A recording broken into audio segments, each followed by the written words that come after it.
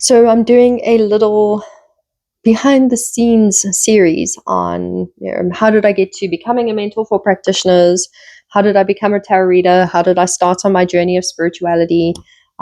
Pretty much answering all the questions that I invariably get asked somewhere along the line. So last episode, which was my first episode, I answered the question, how did I land up on the path of spirituality? How did I get here? And the short answer was I watched a lot of Charmed. So if you're like, what the hell, Tam, go back and watch that episode. Okay. Like, I'm not going to go into that discussion again. It's a great conversation. Go and listen to it. So me becoming a professional tarot reader, I have worked with tarot I'm 42 now. I know I don't look it. I'm 42 now, and I got handed my first set of cards at age 15. My older brother put my first set in my hands. It was a pack of Rider-Waite's. It's not the set. That set has come and gone over the years. I think at one stage I lost my full card somewhere in Cape Town. So this is not the original set that I was handed, although that would be really cool if it was. My brother would be like, man, that's impressive. But nevertheless, Yellow Pack of Rider-Waite's was what was given to me. And he said to me, I think these will suit you really beautifully. And man, he was not wrong. Like, they slotted in so beautifully with all the things that I had been learning and studying: magic, witchcraft, shamanism, spiritual practices, astral travel, like all of these amazing spiritual topics. They just slotted in so beautifully. And so I began to flip cards and read for my friends. I read for my family, as we always do. And here I was at 15, just shooting open my spiritual world just that more deeply. Fast forward to probably about age 19, 20, when I was like, I think I'd like to do this a little bit more professionally, and started to poke my toes into the professional waters of being a reader. And back then, predictive reading was predominantly what I did. I do have the gift of foresight. I have the beautiful innate ability to step onto someone's timeline. I can look up and down it. I can see what's coming next week for you. I can see what's happening in 2 years' time for you. Sometimes the accuracy in the time thing is a little bit weird because time in the spiritual realms are a little bit weird. But nevertheless, yes, I have the gift of prophecy and foresight. So a lot of my earlier readings were very predictive focused. Man, that came with a lot of responsibility.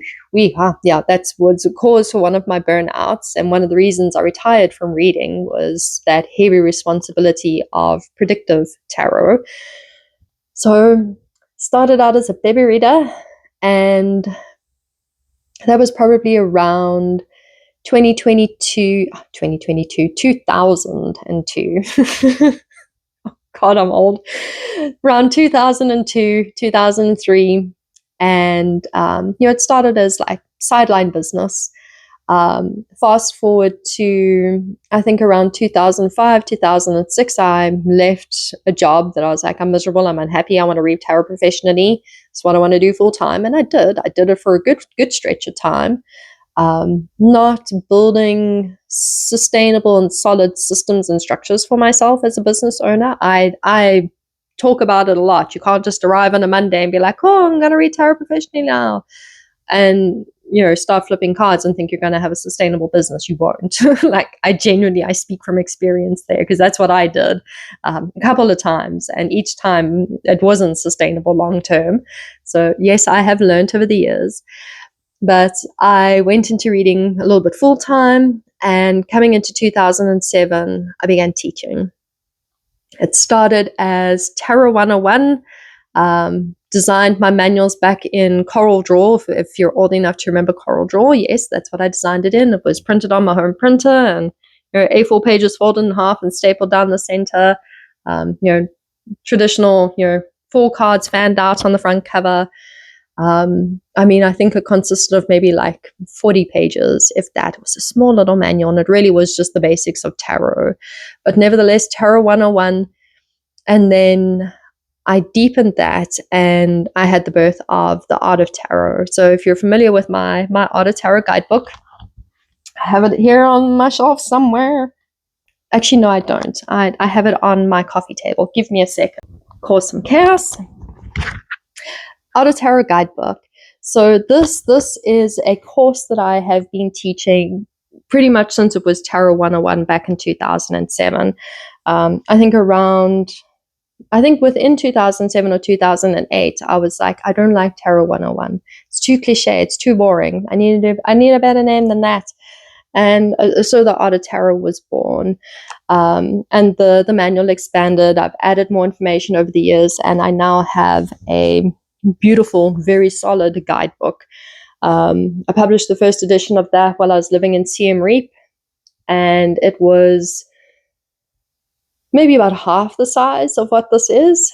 Moved to the US and worked on the second edition, published that in 2021.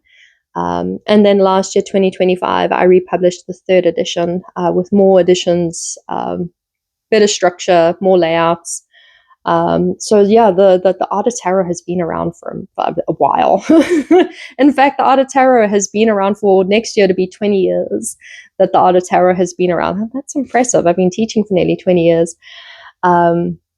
So professional reader, I kind of swung between reading professionally full-time and being like, I'm not making enough money, I don't have enough clients, and going back into corporate.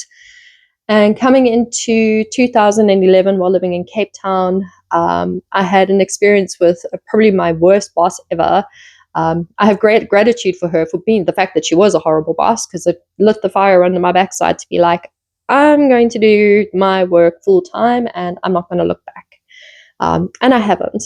So as a full-time professional reader, that ran all the way through me living in South Africa, me relocating to Southeast Asia, to Hanoi, Vietnam, where I opened my first tarot cafe. I love that. Tarot was a big thing inside Vietnam. They all run coffee shops where you can learn and you can read, and it's amazing. And I was like, so what, I do this? So I did. And what an amazing space. Yes, it's on my list to open another tarot cafe. I think it's something that's there in the future. And coming into 2019, I was so burnt out with reading. I was burnt out with the responsibility, the labor that came with doing predictive work, the bad questions, like, what's my future spouse's star sign, and who's my soulmate, and what are the lotto numbers, and the superficial questions. So I'm like, people need to ask better questions. Less readers will retire that way. But yeah, 2019, burnt out with my craft. At that stage, I was 20 odd years in on being a professional reader.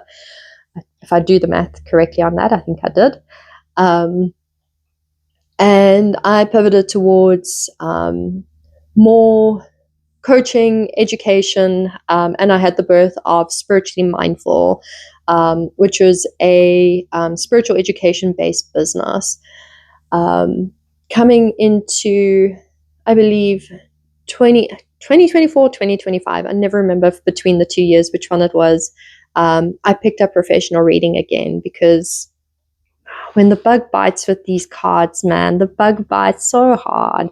And as much as I was very burnt out with my craft, I missed this. I missed that, as this has been my main modality for many, many years, millennia, I tell you, millennia. And I picked it up again. And yes, I do offer professional readings once again. Intuitive readings is what I call it, because my readings are very intuitive. If you're lucky enough, I may do some predictive work for you, but don't come and be like, Tam, what's happening for me next week? Because I'll be like, bitch, ask me better questions. Like, come to me with good questions. And if you don't know how to format your questions, I will help you with that. Like, no problem. It's what I'm here for. So that is my journey of being a professional tarot reader. My favorite modality to teach, my favorite modality to work with.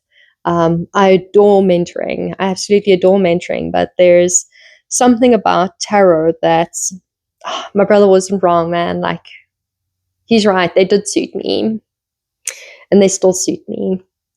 So that is me being a professional reader.